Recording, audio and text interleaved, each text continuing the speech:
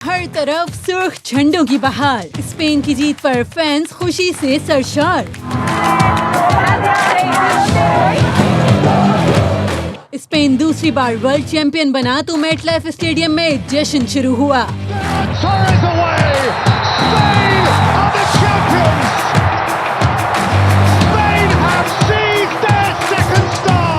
Times square पर भी Spanish fans ने खूब हल्ला गुल्ला किया।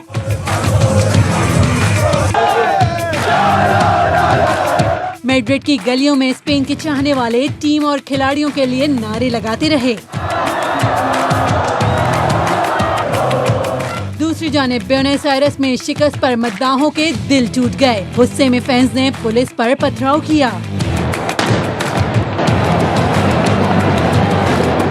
पाकिस्तान के मुख्तलिफ शहरों में भी स्पेन की जीत पर भंगड़े। मेसी के मतवालों का ख्वाब पूरा न हो सका।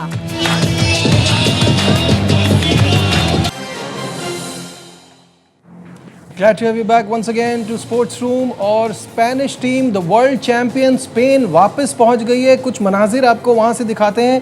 ये टीम जो है वो स्पेन वापस पहुंच गई है और ऑब्वियसली इनका शानदार इस्तकबाल होगा।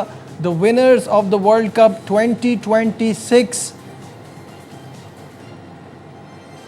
हमने इसी प्रोग्राम में आपको बताया कि इस टीम में कोई ज़्यादा सुपरस्टार्स नहीं है, but what they did, what they have achieved is just unbelievable। जिस तरह से ये खेले हैं इस पूरे वर्ल्ड कप में, शानदार परफॉर्मेंस दिखाई है और ज़्यादातर अवार्ड्स भी अली स्पेन के खिलाड़ी ले उड़े।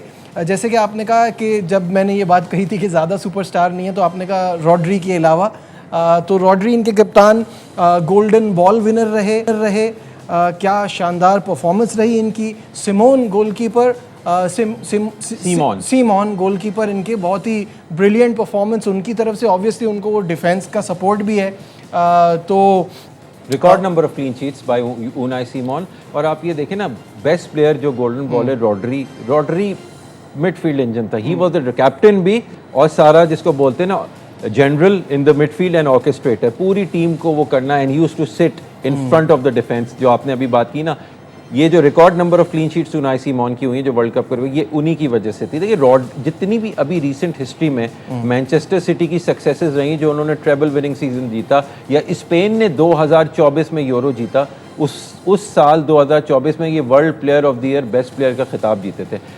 उसके बाद फिर इनको ACL इंजरी हुई और ये तकरीबन पूरा साल बाहर रहे और इनका पिछला सीजन इतना अच्छा नहीं मैन सिटी के, लेकिन looks like he is back and he is probably moving to Real Madrid और वहाँ पे जाके फिर ये अपना करेंगे। तो gonna be is one of the best players in the world. अब हमें ये देखना है कि इस साल जो है बैलोन डोर विनर स्पेन की टीम में से ही होगा। बिल्कुल ऐसा ही लगता है। और जब हम अवार्ड्स की बात कर रहे हैं तो Cubarsi best young player, only 19 years, so mature of his age। आप बार्सिलोना में इनका इतना अच्छा सीजन रहा और वही उन्होंने जो है रेप्लिकेट किया। देखिए ना, हमने अभी बात की थी कि ये टीम एज अ टीम खेली। इट्स अ यंग टीम, जैसे यंग 8 प्लेयर्स बार्सिलोना के, young Barcelona team, but you got certain elements जो कि बहुत मैच्योर भी हैं। लाइक रॉड्री की हमने बात की, या निको विलियम्स की बात की, या मिकेल मरीनो की बात की, ये वो मैच्योर है। लेकिन द फ्लेयर ऑफ यमाल या द फ्लेयर ऑफ कुबासी, ये जो यंग खिलाड़ी हैं आपके, उन्होंने मिल के पेड्री हो गए,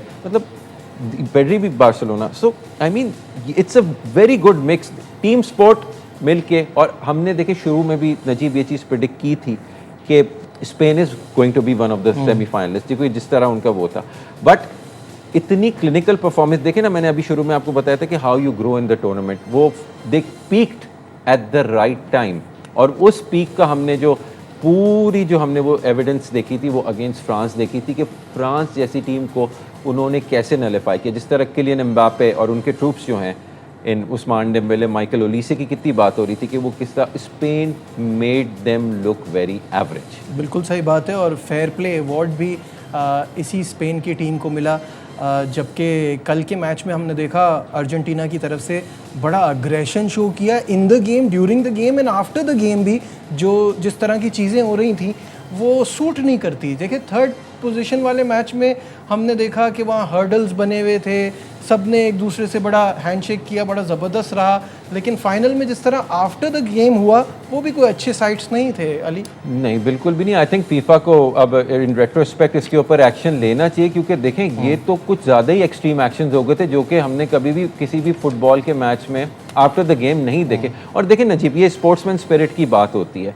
कोई एक टीम चैंपियन बनी और ये सिर्फ फुटबॉल की बात नहीं, क्रिकेट हर स्पोर्ट में होता है कि इट्स वेरी नेचुरल कि सारे कोचिंग स्टाफ, सब्स्टिट्यूट प्लेयर्स वो पूरे पिच इन्वेजन करते हैं, तो आप उनकी मोमेंट में उनको सेलिब्रेट करने दें। उन्होंने वर्ल्ड कप जीता है, fair and square, deserved winners. और उसके बाद जो हमने अर्जेंटीनियंस की तरफ से एंटिक्स देखे, मतलब it is against the spirit of the sport, against sportsman spirit. मतलब बहुत ज़्यादा डिसअपॉइंटिंग, एक तो परफॉर्मेंस डिसअपॉइंटिंग थी, उससे ज़्यादा ये अर्जेंटीनियंस का जो है वो एटीट्यूड और उनके जो एक्शन है वो डिसअपॉइंटिंग थे। And I am very disappointed in Lionel Messi also, by the way. जिस तरह के वो एक सीनियर खिलाड़ी थे जो उनकी वो थी, वो हमें अच्छा, इस मैच से हटके हमें ऑब्वियसली गोल्डन बूट विनर की बात करनी चाहिए। एम्बापे फ्रांस के कप्तान 10 गोल्स किए और बैक टू बैक 2 बार, पिछले वर्ल्ड कप में भी इस बार भी गोल्डन बूट विनर रहे। मेसी फाइनल में कोई गोल नहीं कर पाए तो वो ज़ाहिर है पीछे रह गए, और एम्बापे इस वर्ल्ड कप में आगे निकल गए गोल्स के एतबार से। बिल्कुल। आप ये भी देखें ना कि किलियन एम्बापे ने किन टीमों के खिलाफ गोल स्कोर किए, सेनेगल के खिलाफ, नॉर्वे के खिलाफ, इंग्लैंड के खिलाफ। I mean look at the teams he has been dispatching. Paraguay भी बड़ा टफ ऑपोजिशन था एज कम्पेयर टू मेसी के जो 8 गोल थे, जिसमें से 3 तो सिर्फ अल्जीरिया के खिलाफ थे, फिर जॉर्डन के खिलाफ हुए, कोबो वर्डे के खिलाफ था या इजिप्ट के खिलाफ था। तो क्वालिटी ऑफ ऑपोजिशन भी तो आप देखें ना कि मतलब एम्बापे ने शो किया कि he scored against the big teams और back to back world cups. और इससे मुझे एक और भी चीज़ याद आती है जो आपने आई थिंक वर्ल्ड कप के दौरान में कहा था। आई थिंक जब मेसी ने वो most goals in the world cup का रिकॉर्ड बनाया था, आई थिंक यू सेड कि एम्बापे इसी वर्ल्ड कप के अंदर ही रिकॉर्ड क्योंकि वो नजर आ रहा था जिस तरह से वो खेल रहा है और जो उसकी एबिलिटी है और जिस तरह से पिछले तो वो वैसे ही हुआ। तो he is now the record goal scorer in World Cup history. ये बात है। And first man to win back to back golden boots as well, so that tells a lot.